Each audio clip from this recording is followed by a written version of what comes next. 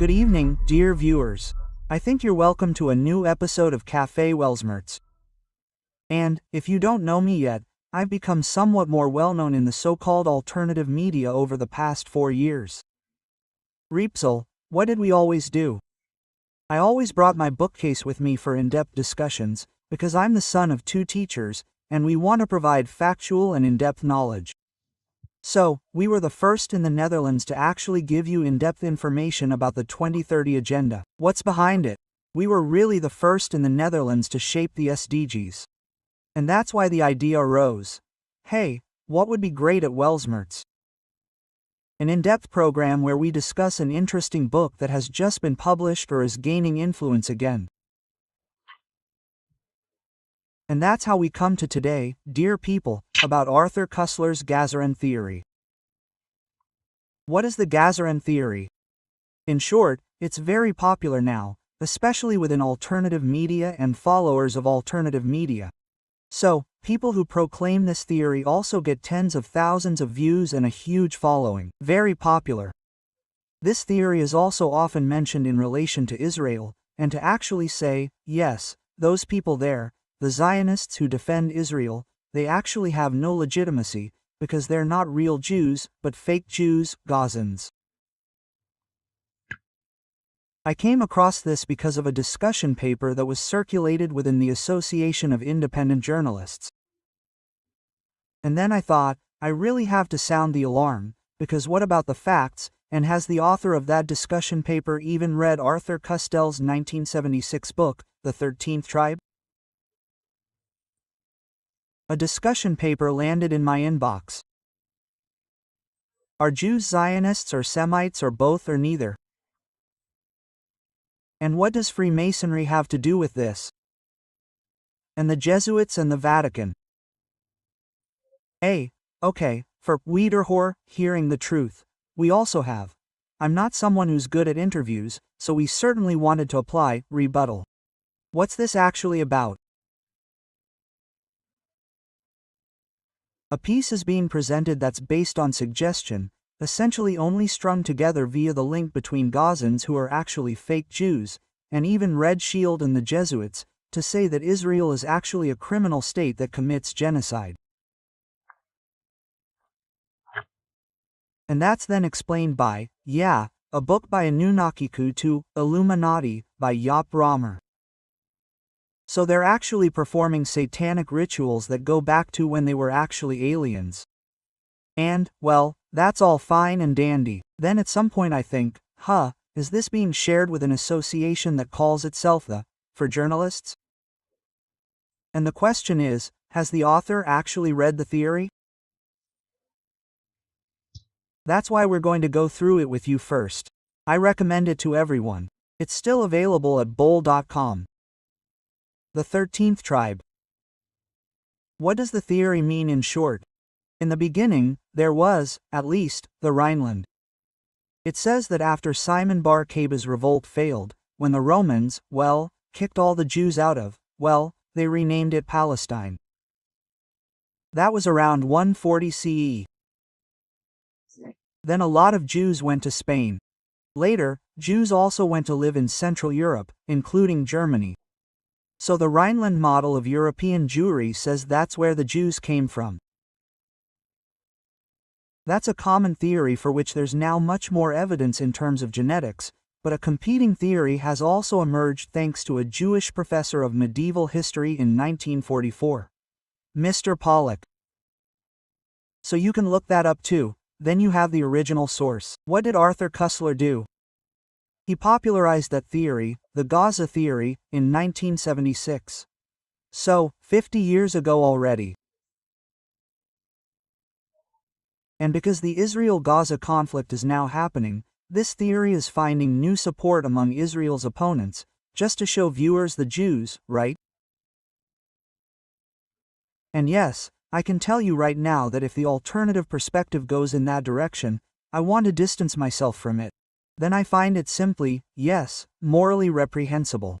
And that's mainly because the author of this book, Arthur Koestler, a British Jewish intellectual, also had a completely different intention with it. The Chazaren theory states, in short, that from the year 700 to 1000, there was an empire of Turkmen steppe peoples who at some point had the choice. We need one religion to create unity and eradicate all kinds of anarchy. What will it be instead of paganism and all sorts of rituals, you name it, that those steppe peoples had? What are we going to do? We can choose between Christianity. Christianity was the religion of their military allies, the Christian Byzantines. They helped the Byzantines keep the Muslims at bay. Because around the year 700, they were, of course, constantly trying to smell of Constantinople. On the other hand, the Chazaren also aided the growing power of the Vikings. They were still pagans at the time, and they came via the Volga and Kiev, and then, the Rus, the rowers, they invaded, and they were also a plague on the Byzantines. Okay, they were allies. They didn't become Muslim because, well, they were their military enemies at the time, but they also didn't want to become Christian, because then they would have become too much of a fossil to the Byzantines. So what were they offered then? Like, hey, let's do Judaism. So then one of their kings, King Bolan, decided, hey, my court is converting to Judaism. It's essentially a historically verifiable fact. He comes up with various sources to explain why that might be. But then the controversy immediately starts. Look, it's just a theory, right? He's quoting medieval sources. And he himself also writes here that some of those sources simply mix fact and fantasy, right? Because it's often based on legends. Well, the next one is okay. The Russians establish their Russian Empire in Kiev. They become Christian under the influence of the Byzantines, and suddenly you have a different alliance. And what does that alliance say? Hey, we're Christian now. Then we have to believe the others. We have to stay away from them a bit. So we also get mod in the end with the Gazans. The Russian first Tsar, so to speak, at the end, the beginning, what is it? Oh yeah, the end of the 10th century. They then decide to finally defeat them. Those Gazans are then, out of the survivors of those, who are scattered. Then, in the 13th century, the Mongols arrive with new steppe peoples. So, of all the Gazans here, absolutely nothing remains. The question now is, where have all those Gazans gone, if they survived? Well, the Chazaren theory posits that they were all Jewish converts, for which there's not much evidence that they were actually all Jewish. Because archaeology, no significant research has been done on Jewish culture in that area around the Black Sea. But in any case, the theory is that a number of those Chazars who converted to Judaism settled in Eastern Europe. And the theory then says that the majority of Eastern European Jewry is actually of Chazar ethnic origin. In other words, of Turkish descent. Just a quick word of caution, and then we'll continue. The Rhineland, of course, says quite differently that the majority of Jewry is, through all lines, ultimately originating from Palestine. Great. Science never provides 100% certainty. Even in genetics, there are arguments both for and against, so whichever theory you choose can be very closely related to your goal with that theory. It's very clear among people in the alternative media landscape. They all want the word genocide in Gaza on their lips, and they're always looking for a stick to beat them with, that Israel actually has no right to exist. Because you see, it wasn't really Jews, it was fake Jews, namely Gazans, who did that. It's even suggested that Rode was a Gazan. That's why he was so mean. And that he gave orders to that other Gazan, also the conspiracy chief who appears in all the internet theories, the founder of the Illuminati, namely Adam Weishaupt, who is also a Gazan. It's even claimed in a very well-sold book that the founder of the Jesuits was also a Gazan. And all of that is also mentioned in the discussion paper that is distributed to the Journalists Association. None of this can be found, so dear people, in the only book that could be their source. It's simply not true. There's nothing wrong with it. So let's keep checking the factual accuracy of sources. Besides, what exactly was Arthur Koestler's motivation? He wanted to remove the ethnic argument from his argument for the State of Israel. He was pro-Israel. His motivation was precisely to show that, look, if the Jews from Europe who became Jewish nationalists, or Zionists, if the racial rationality is less important there, they're not completely racially pure. There are also people from other ethnicities, there's something in it. Well, then that ethnic argument is less important, but he does cite a completely different argument about why they have a much greater right to the State of Israel. That's saying something completely different. So consider carefully which theory you want to use to attack others when the person who popularized that theory states something completely different. I want to share that with you right now.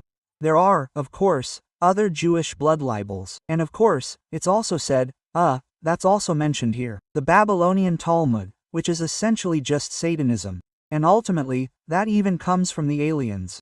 And then I think, dear people in the alternative corner, if we drift further in that direction, you'll just walk into the sword that's already waiting for you. Yes. What do you get then? Then you also get, they're not only crazy, but they're also Jew haters. You can just say it like that, this is such a complicated way of not directly saying that the Jews have no right to Israel, while you're actually implying that. So the suggestion is there, and that's the point. Look, if you also say that the Babylonian Talmud is all Satan's. No, there are indeed passages in it that criticize Jesus, but instead of buying some suggestive book written based on feeling, or browsing some internet source, buy a solid academic book and see what's written about Jesus in the Torah. Well, you can buy Peter Schaeffer's Jesus in the Talmud, for example. Very, very important. Want to know something about Jewish manipulators who have indeed had a major influence on world history? But look, they built it from scratch, right? A book you could buy for that is, for example, The Money Kings by Daniel Schulman. During Marxist revolutions, including the one in 1849, hatred against Jews increased, also in Germany, because atheist revolutions often involved a remarkably large number of Jewish intellectuals. Fact. That's why there were also, but they were already secularized Jews. As a result, the Jews who were religious also suffered new discrimination. So as soon as they saw the opportunity to go to America, for example, they did. The Money Kings describes how those successful Jewish bankers simply arrived with nothing, right? And through their talent for business, they were able to build those empires. You can also think, instead of being envious, I have nothing, and they have a lot. Because that's actually what I consider the source of truly fierce anti-Semitism. They're successful, and we're on welfare or something, and we smoke too much weed. Look, then you're simply missing the point. So you can also learn from that success, you know. And here you also learn fact-based, accurate facts, right? So not fabrications or just plain mistakes. You learn a more substantiated understanding of the influence of Jewish bankers in the establishment of the American state and everything. And then you base your opinion not on speculation or vague allegations, but on research.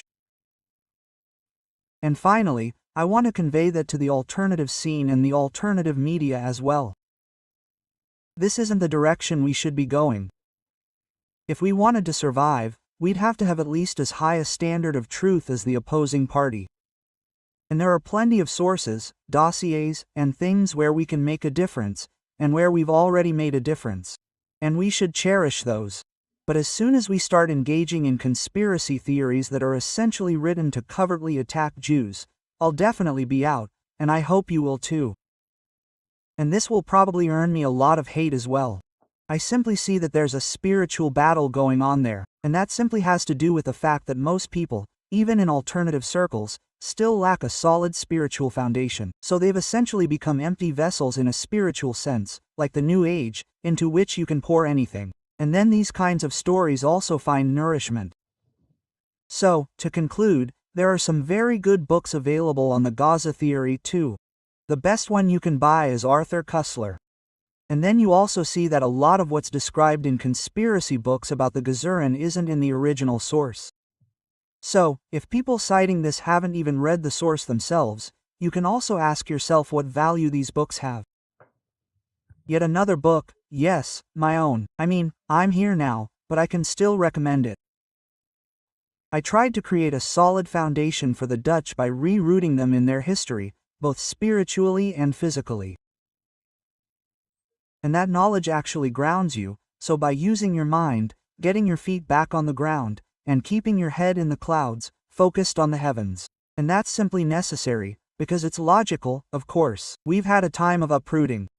Liberalism ultimately only detached people and didn't give them any truly coherent value. And because of that, people are often very defenseless and vulnerable to all sorts of theories that appeal to them, but which ultimately fail to take hold because they aren't grounded in a practical love of truth, but rather in a love of an opinion, a position. I've had to adjust my opinion so often that I'd actually prefer not to have an opinion at all. But what you can do is increase your knowledge and do that based on research with sound sources, and also apply sound standards of truth. And then you can hate me, but by all means refute me based on facts and also give me the sources on which you base your opinion. I can do that. I hope you can too. And then I hope that anti-Israel stuff slowly disappears from the alternative media circuit and that we can, for example, also pay attention to the 500,000 Christians who have been murdered in Nigeria since 2009, talk about genocide. So I also want to ask people, why exactly are you focused solely on that? And you're walking side by side with Islamists and Marxists, so basically with the opposing party in this case. It's better to look at how many Christians are being threatened by Islam, just to name a few. That would be a much better news item than us, the Dutch, interfering with a country that's simply defending its own right to exist. And I'll just leave it at that for now. The 13th tribe, so sweet death to slaves. We're all freezing, nibbling for God. Yes, but at least we have a God, because otherwise you get a God-shaped hole that can be filled with all sorts of.